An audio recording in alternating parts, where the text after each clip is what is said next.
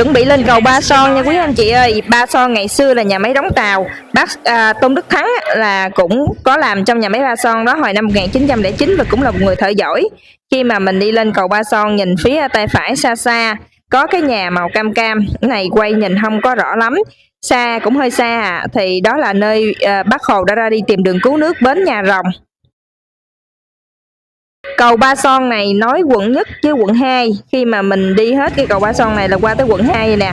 Em biết con nhiêu đó à. Còn quý anh chị thì biết thêm thông tin gì về cầu Ba Son không? Để lại bình luận để mọi người cùng đọc nhé.